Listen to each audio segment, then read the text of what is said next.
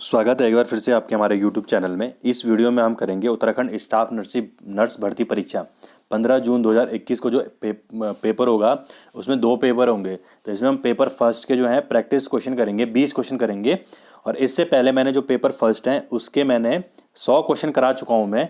तो अगर आपने वह क्वेश्चन नहीं देखे हैं तो आप कृपया उन क्वेश्चन को भी जरूर देखें, ठीक है। तो आप प्ले लिस्ट में जाएंगे तो वहाँ पर मैंने लिखा है उत्तराखंड स्टाफ नर्स भर्ती, तो उसमें जाके मैंने के 3-4 वीडियो होंगी, तो सारे के सारे वीडियो आप वहाँ से देख सकते हैं, ठीक है। देखिए, घर में प्रैक्टिस करने से और जब कोई बोल रहा होता है यूट्यूब से प्रैक्टिस करने में अंतर होता है, ठीक है। तो आप क्या है, पहले वो क्वेश्चन करिए जरूर, फिर इन क्वेश्चनों को भी आप कीजिए। तो चलिए शुरू करते हैं। आज का जो वीडियो है पेपर फर्स्ट के लिए, जिसमें आपका सब्जेक्टिव पूछा जाएगा, यानी कि जो आपने पढ़ा होगा अपने कोर्स में उससे संबंधित क्वेश्चन पूछे जाएंगे, ठीक है। तो चलिए शुरू करते हैं। इसमें 101वां क्वेश्चन है, ये 101 क्वेश्चन है कि एंट्रोटॉक्सिन food poisoning is mainly caused by. जो एंट्रोटॉक्सिन फूड पॉइजनिंग होती है वो किसके कारण होती है, ठीक है। क्वेश्चन हिंदी में भी है, इंग्लिश में भी है। जो क्वेश्चन हिंदी में नहीं लिख पाया मैंने वो इंग्लिश में लिख दिए हैं, ठीक है। तो पहला क्वेश्चन है स्ट्रेप्टोकोकाई, सैल्मोनेला या स्टेफेलोकोकस या सैडोनोमोनास, ठीक है। तो एंट्रोटॉक्सिन जो फूड पॉइजनिंग है वो होती है आपकी, इसका सही आंसर है थर्ड, यानी स्टेफेलोकोकस, ठीक है। तो स्टेफेलोकोकस के द्वारा एंट्रोटॉक्सिन फूड पॉइजनिंग होती है। नेक्स्ट क्वेश्चन है हाइपोगोलोसल तंत्रिका के मुख्य कार्य कौन से हैं? निगलना और बोलना, श्रवण और गंध, दृष्टि और संवेदना, संवेदना और श्रवण। तो जो हाइपोगोलोसल तंत्रिका है उसका जो मुख्य कार्य है वो है निगलना और बोलना, ठीक है। जो भी हम खाते हैं निगलते हैं, या हम जो भी कुछ बोल रहे हैं तो वो कौन सी हमारी नर्व काम कर रही है, उसका नाम है हाइपोगोलोसल नर्व, ठीक है। तो सही आंसर क्या है 1। चलेंगे हम 103 पे। 103 क्या है, सीधी गहरी और जोर से थपकी देकर पीठ की मालिश की करने की प्रक्रिया को क्या कहा जाता है, ठीक है। आप जो नर्सेज होती हैं वो क्या करती हैं, सीधी और गहरे और जोर से थपकी देकर जब पीठ की मालिश करती हैं किसी पेशेंट की, तो उस प्रक्रिया को क्या कहा जाता है, सर्कुलर मसाज कहा जाता है, फ्रिक्शन मसाज कहा जाता है, नीडिंग कहा जाता है, या इफ्लोरेज कहा जाता है। तो इसका सही आंसर क्या है 103 का डी, यानी उसको कहा जाता है इफ्लोरेज कहा जाता है उसको, ठीक है। सीधी गहरी और जोर से थपकी देकर पीठ की मालिश करने की प्रक्रिया को एफ्लोरेज कहा जाता है। नेक्स्ट क्वेश्चन है किस कॉर्टिकल भाग द्वारा बोली निकलती है, ठीक है। कौन सा कॉर्टिकल पार्ट है हमारी बॉडी का जिसके द्वारा बोली निकलती है, हाइपोथैलेमिक भाग, हाइपोकैम्पस भाग, सेरेबेलम भाग, या ब्रोका भाग, ठीक है। ये ब्रोकाई कहते हैं इसे, ब्रोकाई भाग, ठीक है। ब्रोकाई पार्ट से किससे निकलती है, ठीक है। तो इसका सही जो आंसर होगा फोर्थ, यानी कि जो ब्रोकाई जो पार्ट है हमारा, ठीक है, उससे क्या निकलती है, उससे क्या है बोली निकलती है। नेक्स्ट क्वेश्चन है सूक्ष्म जीव किस जगह पर फल फूल सकते हैं और प्रजनन कर सकते हैं। तो जो सूक्ष्म जीव होते हैं वो किस जगह पर फल फूल सकते हैं और प्रजनन कर सकते हैं, परविष्ट पोर्टल पर, रिज वायर पर, बाहर निकलने का पोर्टल, या पैथोजेंसिटी पर, ठीक है। तो 105 का है रिज वायर। तो रिज वायर पर क्या है, जो सूक्ष्म जीव होते हैं वो फल फूल सकते हैं और प्रजनन कर सकते हैं आसानी से। अगला क्वेश्चन है 106, वह नाल जो गर्भनाल के किनारे से कुछ दूरी पर झिल्ली में डाली जाती है उसे किस भाग से जाना जाता है, ठीक है। तो जो गर्भनाल होती है, ठीक है, तो गर्भनाल के किनारे से कुछ दूरी पर एक झिल्ली में डाली जाती है कोई नाल है, तो उससे किस नाम से जाना जाता है, वेला मेंटोस इंसर्शन ऑफ कोड, या battle door insertion of code, या सक्सेंटुएट प्लेसेंटा, या सर्कमवेलेटेड प्लेंटा। तो इसका सही आंसर है वेलामेंटोस इंसर्शन ऑफ कॉर्ड। तो वेलामोंट इंसर्शन ऑफ जो कॉर्ड होती है वो क्या है, वो नाल जो गर्भनाल के किनारे से कुछ दूरी पर झिल्ली में डाली जाती है, तो उसका नाम क्या है, वेलामेंटोस इंसर्शन ऑफ कॉर्ड। तो सही आंसर है इसका 1। तो 106 का है 1, ठीक है। नेक्स्ट क्वेश्चन देख लेते हैं 107, what is the primary granuloma form in tuberculosis is known as, ठीक है। तो कौन सा ग्रैनुलोमा है जो ट्यूबरक्लोसिस में बनता है, रेड सेल्स में, रीड सेल्स बोलेंगे इसे, या गोन फोकस में, या कैसियो फोकस में या गोबलेट सेल्स में? तो इसका सही आंसर होगा एक, रीड सेल्स में जो है वो प्राइमरी ग्रेनुलोमा है जो फॉर्म होता है किसमें? ट्यूबरक्लोसिस में। तो 107 का क्या हो जाए? 1।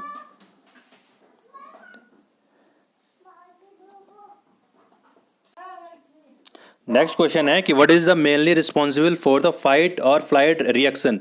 ठीक है, तो एक लड़ो और मरो हार्मोन होता है। ठीक है, या तो लड़ो और फ्लाइट मतलब उड़ जाओ। तो लड़ो और उड़ जाओ रिएक्शन कौन सा होता है? ठीक है, तो पहला है पोस्टीरियर पार्ट ऑफ हाइपोथैलेमस या एड्रेनल कॉर्टेक्स। थर्ड है anterior part of the hypothalamus या एंड्रेनल मेडुला। तो इसका सही आंसर होगा फोर्थ, यानी जो एंड्रेनल मेडुला है वो क्या है? फाइट और फ्लाइट रिएक्शन के लिए क्या है? रिस्पॉन्सिबल है। तो इसका सही आंसर क्या है? फोर्थ, यानी कि एंड्रेनल मेडुला। नेक्स्ट क्वेश्चन है what is the normal length of the neonate body?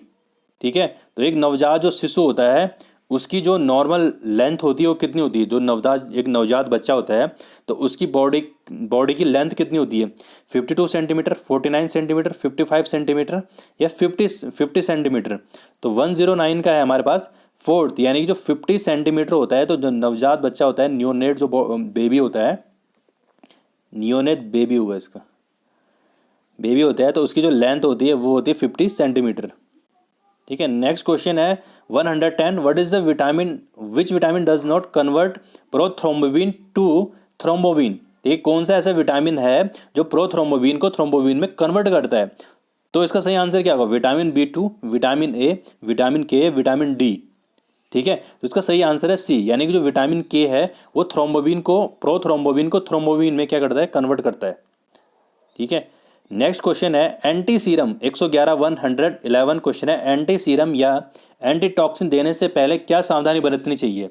ठीक है, अगर हम किसी को एंटी सीरम देंगे या एंटीटॉक्सिन देंगे तो उसमें हमें क्या सावधानी बरतनी चाहिए? उसका ब्लड टेस्ट लेना चाहिए या CSF टेस्ट करना चाहिए या सेंसिटिविटी टेस्ट करना चाहिए या यूरिन टेस्ट करना चाहिए? तो इसका सही आंसर होगा थर्ड, यानी कि अगर हम किसी को एंटी सीरम या एंटीटॉक्सिन देते हैं तो उसका क्या करना चाहिए? सेंसिटिविटी टेस्ट हमें करना चाहिए।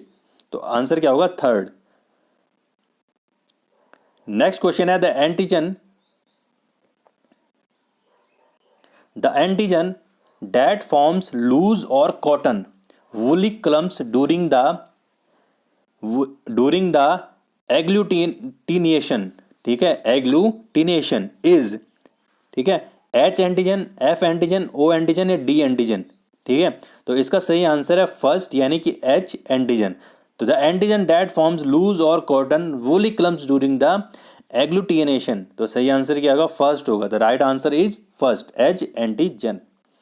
नेक्स्ट क्वेश्चन है the process by the which muscular fibres of cervix are pulled upwards and merge with the fibre of the lower uterine segment is known as. इसका मतलब है कि द प्रोसेस, ऐसी कौन सी प्रक्रिया है जिसके द्वारा मस्कुलर फाइबर्स ऑफ कर्वेक्स, तो जो गर्भाशय होता है, गर्भनाल होता है, गर्भाशय होता है, उसकी जो मस्कुलर फाइबर्स है उसको ऊपर खींचा जाता है और मिलाया जाता है with the fibres of the lower uterine, और जो नीचे का लोअर यूट्रिन होता है उसके साथ उसको क्या है? अपवर्ड, ऊपर खींचा जाता है।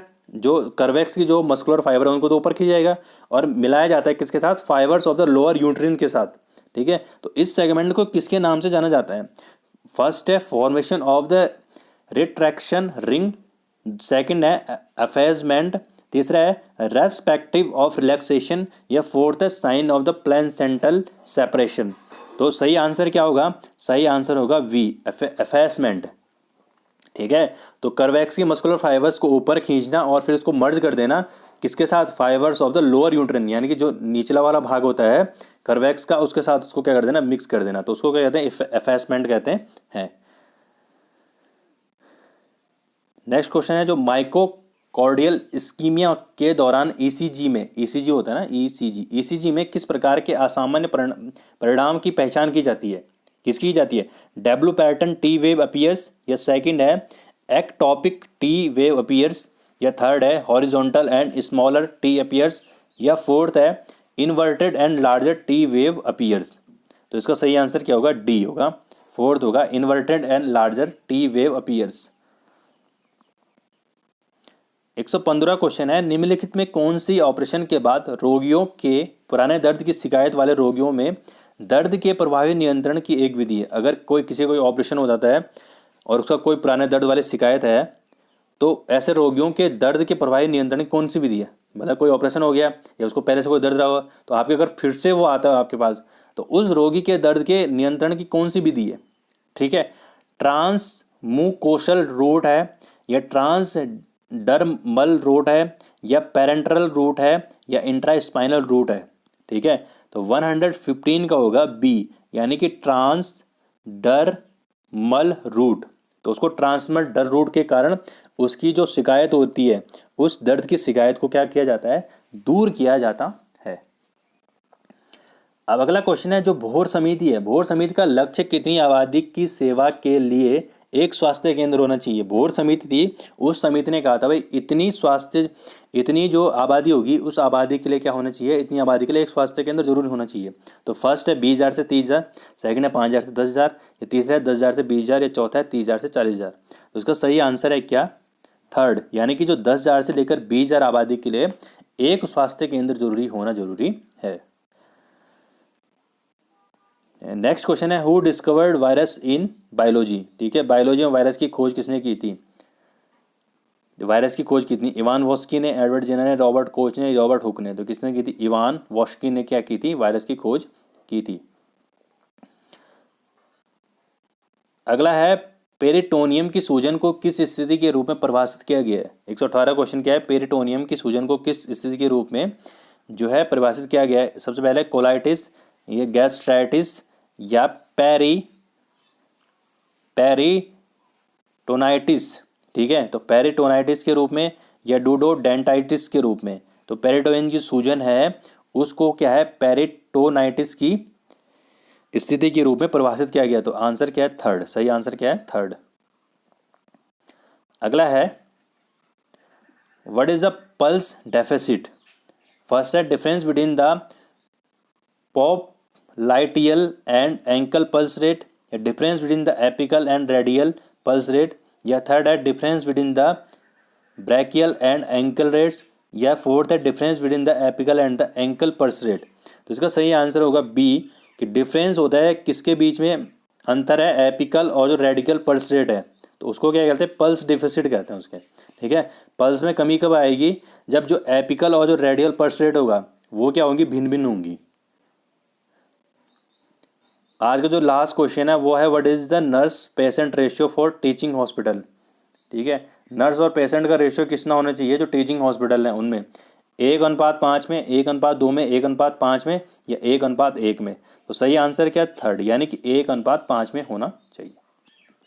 तो आज के लिए इतना ही है। आपको ये वीडियो कैसा लगा जरूर बताइए कमेंट सेक्शन में, और आपको अगर पेपर सेकंड के लिए भी क्वेश्चन चाहिए तो आप कमेंट सेक्शन में जरूर लिखिए। ठीक है, वैसे पेपर सेकंड के लिए मैं क्वेश्चन बना रहा हूँ, तो जल्दी आपको मिल जाएंगे। धन्यवाद।